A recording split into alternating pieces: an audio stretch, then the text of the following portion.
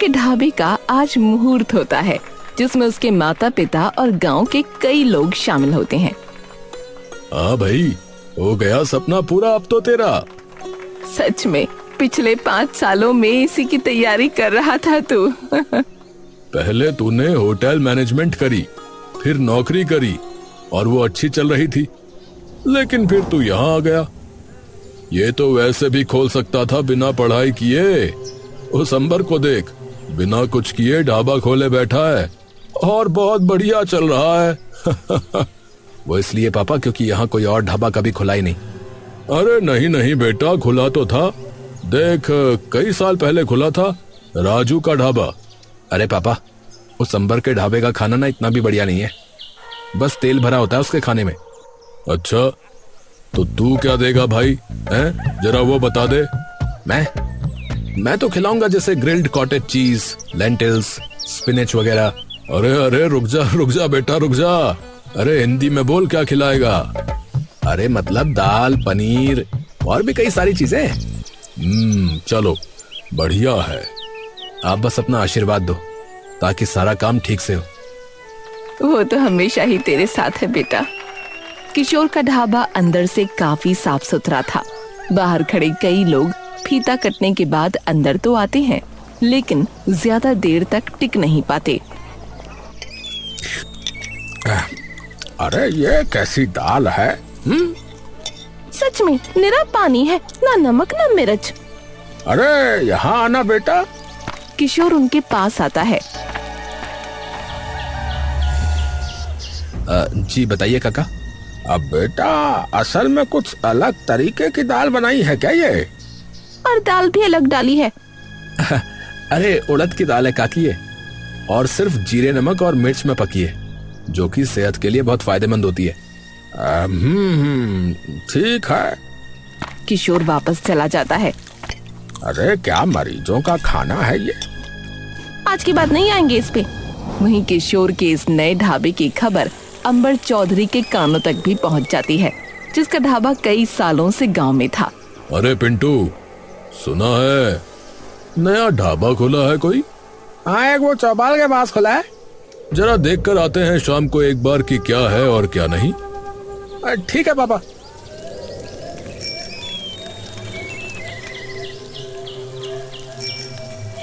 अरे सुबह इतने लोग आए, फिर एकदम से कोई भी नहीं। तभी अंबर और उसका बेटा पिंटू वहां आते हैं।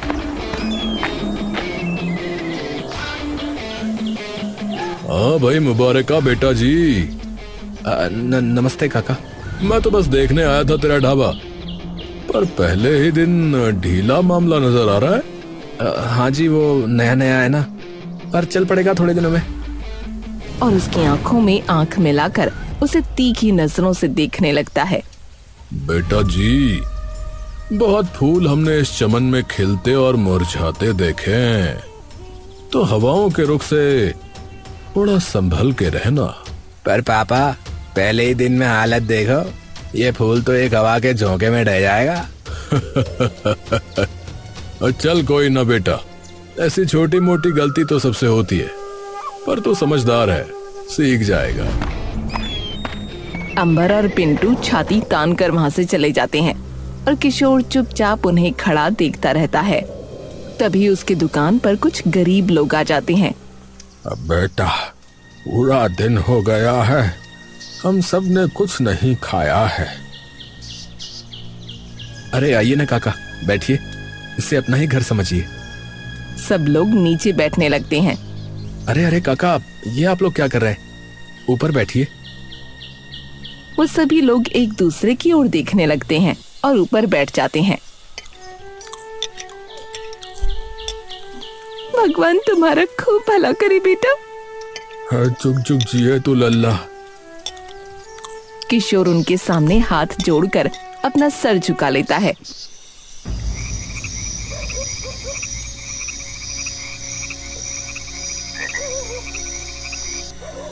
किशोर रात को वापस घर आकर अपने माँ और पिता को सारी बात बता देता है। अरे तू डर मत, तू नया है इसीलिए वो थोड़ा घबराया हुआ है कि कहीं उसका धंधा ठप ना पड़ जाए। हाँ, उससे डरने की कोई जरूरत नहीं है, भगवान पे भरोसा रख।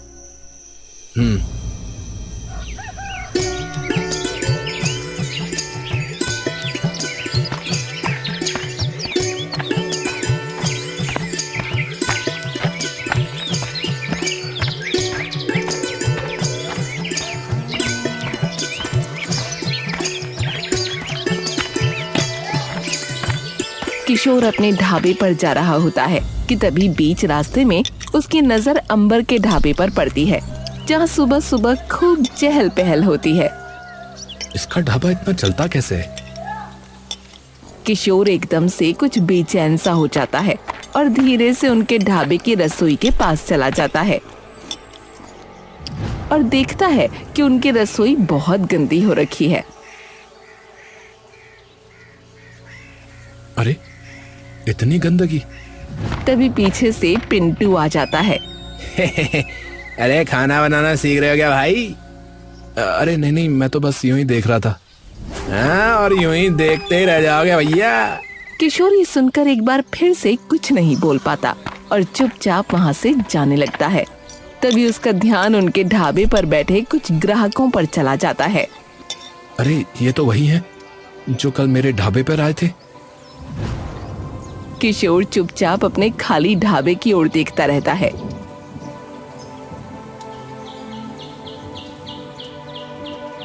अगर ये नहीं चला तो पापा को क्या जवाब दूंगा? अच्छी भली नौकरी छोड़ दी मैंने इस सपने के लिए। तभी वही गरीब लोग एक बार फिर उसके ढाबे पर आ जाते हैं, लेकिन अब की बार उनके साथ कुछ और लोग होते हैं। माफ करना भाई, ये लोग भी। अरे कोई बात नहीं, आ जाइए, सबके लिए बहुत खाना है।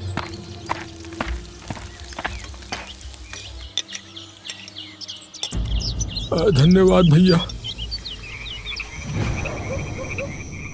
किशोर रसोई का कोना कोना बिल्कुल बारीकी से साफ कर रहा होता है कि तभी किसी बर्तन गिरने की आवाज से उसके कान झनझना जाते हैं। किशोर एकदम से पीछे की ओर पलटता है, लेकिन सामने सिर्फ एक बड़ा सा पतीला जमीन पर गिरा उसे नजर आता है। अरे ये कैसे गिरा? किशोर उस पतीले को झुककर उठाता है, लेकिन जैसे ही वो वापस खड़ा होकर सामने की ओर देखता है तो पसीने की एक बूंद तुरंत उसके माथे पर आ जाती है। बेटा जी, ऐसे कैसे ढाबा चलाओगे? कौन हो आप? अरे बेटा डरो मत। आप हो कौन?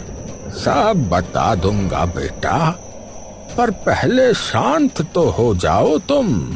किशोर धीरे धीरे शांत होता है।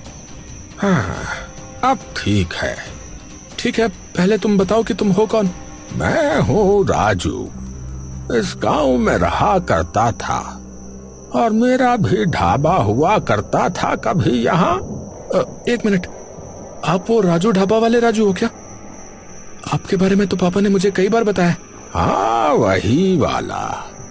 आप भूत बन के यहाँ पर क्यों आए हो? लेकिन 2 दिन से देख रहा हूँ कि तुम अपने ढाबे पे क्या बनाते हो और कैसे देते हो, कितने साफ सुथरे तरीके से काम करते हो, वगैरह वगैरह। लेकिन क्या फायदा, कल दोपहर से मुश्किल से 5 लोग भी नहीं आए। अब बेटा, धंधा करने से पहले ये देखो कि आसपास के लोग वहां के कैसे हैं, उन्हें क्या चाहिए। धंधा सफल वो नहीं होता जहां मालिक अपने मन की चीजें लोगों को देना चाहता है। धंधा कामयाब वही होता है जहां वो लोगों को उनके मन की चीजें देता है, समझे? मतलब? अरे मतलब ये कि तैयार तो इतनी चीजें कर दी लोगों के लिए, पर एक भी चीज ऐसी नहीं है यहाँ जो लोगों को चाहिए हो। अरे ये देसी लोग हैं गांव के बेटा जी, इन्हें चाहिए घी में डूबी रोटी, तड़के वाली दाल, शाही पनीर, पालक पनीर। और तुम क्या दे रहे हो? पालक और मक्के के दाने। पर ये सभी सेहत के लिए फायदेमंद है, इसलिए उन्हें ये खाना चाहिए। बेटा जी, ये गांव के लोग हैं, इनकी सेहत का ध्यान रखने के लिए इनके खेत बहुत हैं। बेटा, सारे लोग ज्यादातर यहाँ किसान और मजदूर हैं। पूरा दिन वो मेहनत करते हैं, तो उनको चाहिए पूरा आहार। तुम अपने नहीं, इनके दिमाग से सोचो जरा। किशोर कुछ देर तक गहरी सोच में डूब जाता है। क्या हो गया? वो मुझे घर जाना है, घर जाके सोचता हूँ इस बारे में। किशोर बिना कुछ कहे वहां से अपने घर चला जाता है।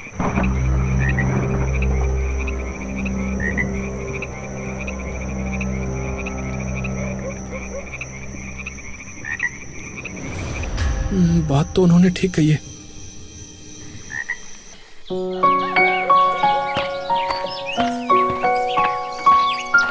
किशोर सुबह जल्दी उठकर अपने ढाबे पर चला जाता है और जाकर रसोई में इधर उधर देखने लगता है। किसे ढूंढ रहे हो बेटा? अरे भगवान, अरे बता के आया करो चाचा। अच्छा जी मास्टर साहब, अच्छा। दरअसल मैंने सोचा जो आपने कल बोला था ना, पर अगर मैं ये सब चीजें बनाता भी हूँ तो लोग मेरे ढाबे पर क्यों आएंगे? उस अंबर के ढाबे पे ये सभी चीजें बन तो रही हैं, मैं क्या अलग दूंगा उन्हें? अलग? अलग होगा स्वाद और सादापन। उसके ढाबे पर एक तो गंदगी में खाना बनता है और आधा सामान तो मिलावटी इस्तेमाल करता है पैसे बचाने के लिए। तो तुम उन्हें शुद्ध और स्वादिष्ट खाना दोगे बेटा, जिससे कि उनकी सेहत को भी फायदा होगा, जो कि तुम चाहते ही थे। पर कैसे? शुद्ध घी में बनाया खाना, एकदम स्वादिष्ट। दिन भर की मेहनत के बाद जब कोई किसान आए तुम्हारे ढाबे पर, तो आहार पूरा मिलना चाहिए उसे। हाँ, सही कहा आपने। तो फिर अभी से शुरू कर देता हूँ। पर कोई एक चीज तो होनी चाहिए ना जो मेरे ढाबे की खासियत हो, समझ रहे हो? अरे होगी भाई, होगी। क्या? पालक पनीर। किशोर ये सुनते ही मुस्कुराने लगता है। थोड़ी देर बाद, अरे कंजूसी मत कर और घी डाल, वे अपने आप पचा लेंगे अपने खेतों में। पहले तो बेटा जी तुम रोटी खाओ और जान लगाओ थोड़ी। देखो अभी भी आधे टुकड़े साबुत हैं। हे भगवान, आपने तो पसीने निकलवा दिए। तो बेटा जी ऐसे ही पसीने बहाकर चलेगा ये ढाबा। हाँ, थोड़ी देर में सारा खाना बनकर तैयार हो जाता है। क्या फायदा, नाम तो वैसे ही बदनाम हो रखा है, तो कौन ही आएगा आज भी। अरे तो बाहर जाओ और खींच के लाओ। कौन? मैं? अरे और नहीं तो क्या मैं, ढाबा तुम्हारा ही है ना। पर मैं बोलूंगा क्या? अरे पहले बाहर चलो, फिर मैं बता दूंगा।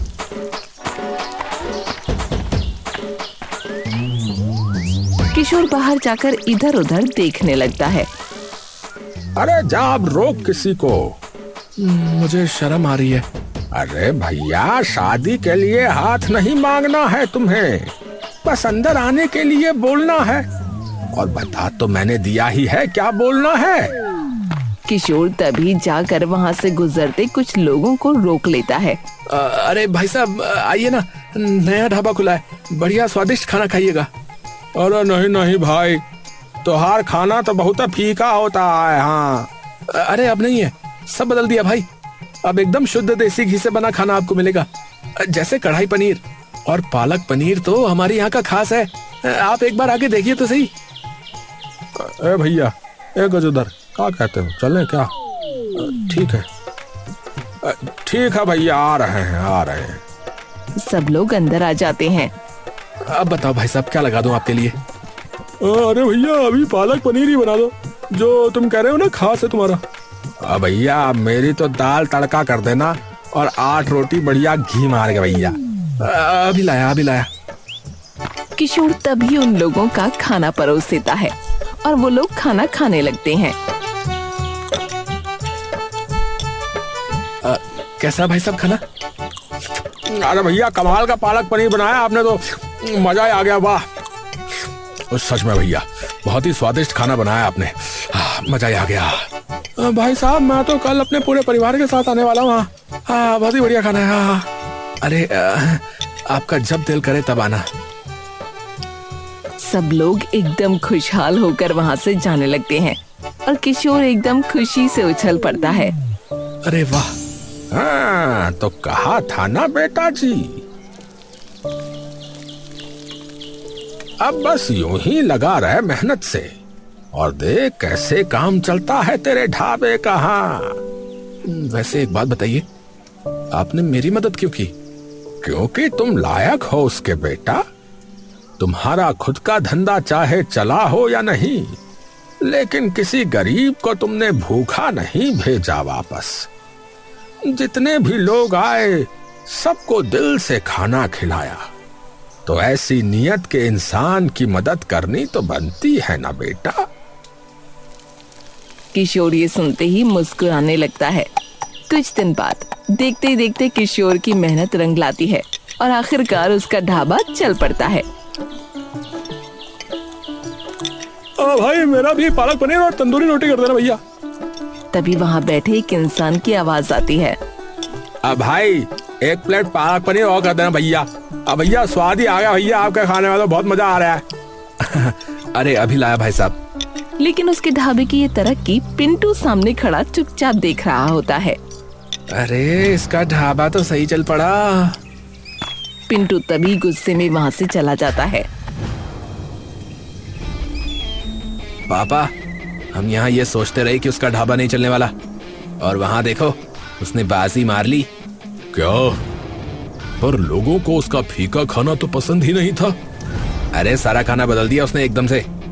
अगर ऐसा ही रहा तो हमारे ग्राहक भी खा जाएगा वो। आप कुछ नहीं होगा ऐसा, मैं बताता हूँ क्या करना है।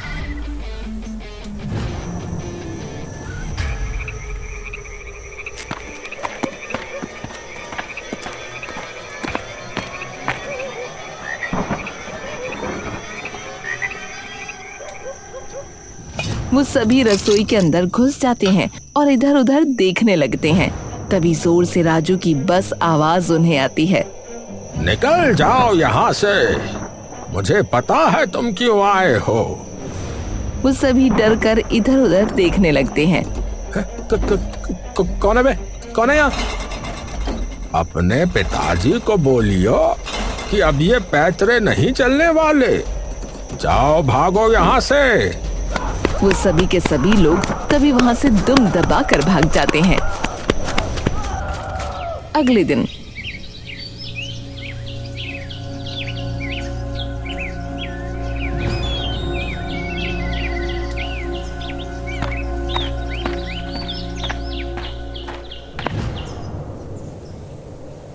ये क्या हुआ? चिंता मत करो, कुछ नहीं हुआ है। कुछ लोग आए थे लेकिन मैंने भगा दिया। कौन लोग? वही जिन्होंने मेरा ढाबा भी बंद कर दिया था। अंबर का बेटा और उसके साथ 2 लोग। पर वे क्यों आए थे? तुम्हारे खाने के सामान में मिलावट करने के लिए, ताकि तुम्हारे ढाबे का नाम गांव में बदनाम हो जाए बेटा। हाँ, जब ढाबा खुला था तब उसके पापा मुझे धमकी भी देकर गए थे। ये पुरानी आदत है उसकी। तो आपका ढाबा उसने बंद करवाया था?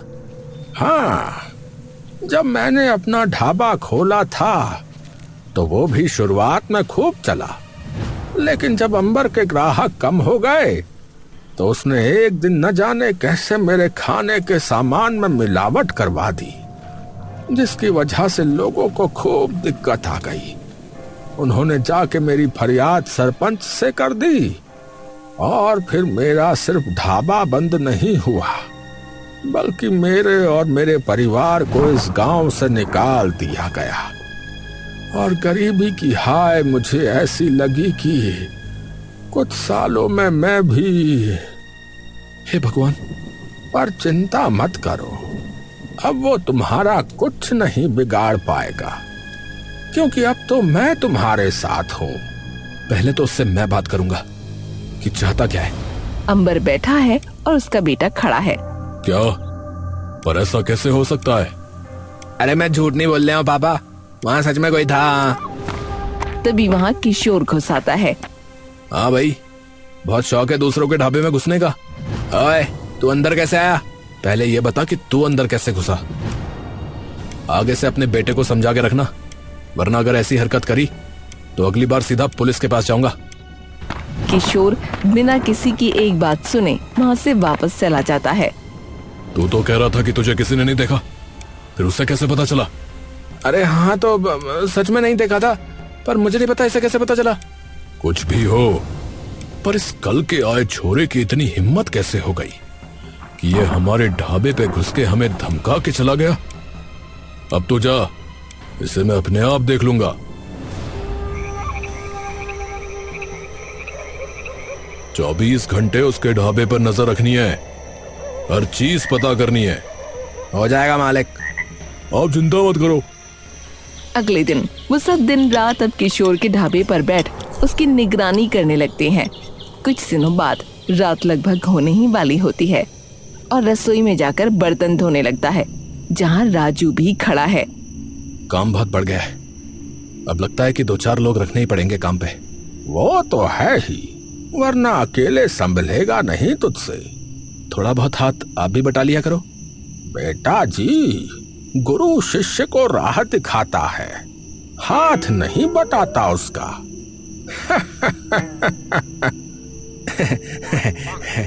किशोर और राजू हंसने लगते हैं। उसी वक्त बाहर खड़े अंबर के वो जासूस अपने सामने का नजारा देख दंग रह जाते हैं। अरे भैया, अरे ये अकेले किससे बतिया रहा भैया? अरे भैया, हमें क्या पता, चलो जो देख रहे हैं वही बता देते मालिक को। का क्या सच में? हाँ मालिक, हमने अपनी आंखों से स्वयं देखा है। अब आएगा मजा।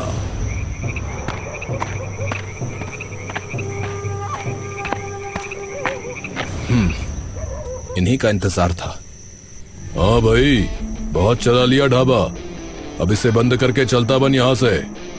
ओहो, मैं तो डर ही गया। आखिरी चेतावनी है, फिर मत बोलियो कि मैंने बताया नहीं। मुझे सब पता है कि कौन सा भूतिया ढाबा चला रहा है तू। ये बात अगर लोगों को पता लगी तो कोई नहीं आएगा तेरे इस ढाबे पे। किशोर कुछ देर चुप रहता है। और अगर ये बात लोगों को पता लगी कि कैसे आपने राजू का ढाबा बंद करवाया और वही चीज आपके बेटे ने मेरे ढाबे के साथ करने की कोशिश की, तो फिर आपका क्या होगा? हाँ, किया मैंने और मेरे बेटे ने ये सब, पर ये बात तेरी मानेगा कौन? कौन मानेगा? वक्त आने पे सब पता लग जाएगा। वो क्या कहा था आपने कि मेरे जैसे फूल खूब उगते और मुरझाते देखे, पर मैं फूल नहीं हूं, पेड़ हूं, पेड़। हाँ तो बस अपनी जड़ें कस के रखियो फिर, क्योंकि अब तूफान आने वाला है, तूफान। किशोर उसकी आंखों में आंखें डालकर मुस्कुराने लगता है। अगले दिन किशोर अपने ढाबे पर सुबह खाना बना रहा होता है कि तभी एक इंसान वहां आता है। हाँ भैया, किशोर भाई, सरपंच जी ने तुम्हें पंचायत में बुलाया भैया। लेकिन क्यों? हाँ भैया, हमें ना पता, उन्हीं से पूछियो। ठीक है। किशोर अपने बगल में देखता है। उसी अंबर का किया धरा है सब। कोई नहीं। किशोर छाती तान कर वहां से चल देता है।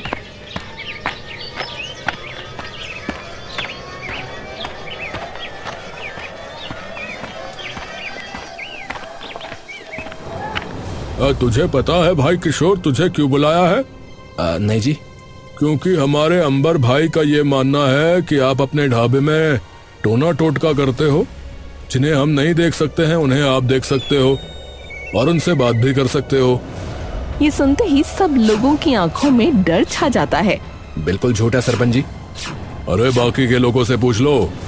हाँ सरपंच जी, हमने देखा था इन्हें बात करते। हाँ सरपंच जी, यहाँ से रहते हैं। अरे कोई सबूत है इसका कि तुमने देखा था? हाँ भैया, हमने अपनी आंखों से देखी। सरपंच जी, ऐसे तो मैं कह दूं कि मैंने अपनी आंखों से अकबर को देखा था, आप मान लोगे? अरे हमें क्या पता, ये लोग झूठ भी तो बोल सकते हैं। हाँ बात तो सही कही।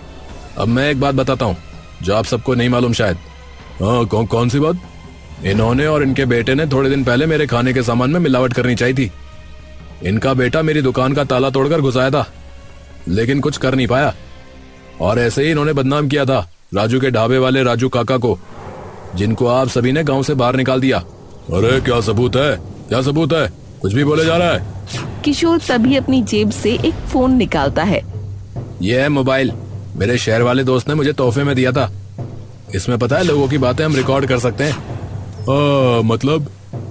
किशोर वॉइस रिकॉर्डिंग ऑन करता है। सरपंच जी कुछ बोलो। मैं क्या बोलूं? बहुत है। किशोर उन्हें वो वॉइस रिकॉर्डिंग सुना देता है। अरे वाह, ये तो कमाल है ना?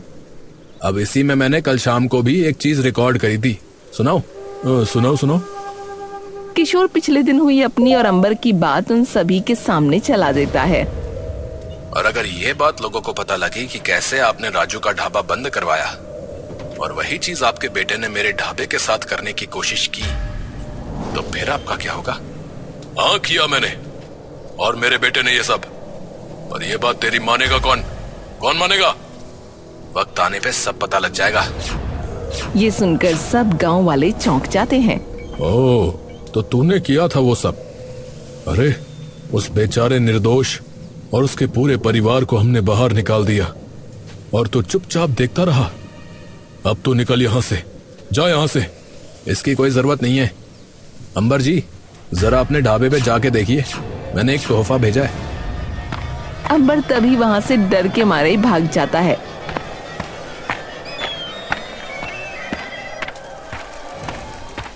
और अपने ढाबे को देखता है कि वहाँ कई सारे पुलिस वाले और सरकारी अफसर मौजूद हैं। पिंटू वहीं खड़ा रोने लगता है। अरे क्या हुआ साहब?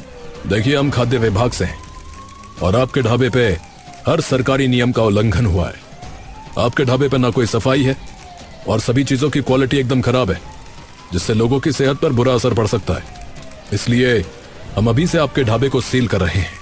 अरे नहीं, अरे ऐसा मत कीजिए। अरे वो सब लोग बिना अंबर की एक बात सुने उसका ढाबा सील करके वहाँ से चले जाते हैं, और ये सारा कारनामा राजू और किशोर सामने खड़े चुपचाप देखते रहते हैं। बेटा कमाल कर दिया। इस न्याय के इंतजार में मैं न जाने कहां कहां भटका, और अब मेरे जाने के इतने साल बाद मिला है मुझे न्याय, बस तेरी वजह से। काका, मेरा ढाबा आज जहां है वो सिर्फ आपकी वजह से। आपने ही मुझे उस मझधार से निकाला और सही दिशा दिखाई। ये एहसान मैं जिंदगी भर नहीं चुका सकता आपका। मन तो बड़ा कर रहा है तुझे गले लगाने का बेटा, पर कहीं किसी ने देख लिया तो किसी बाबा के पास न ले जाए फिर तुझे।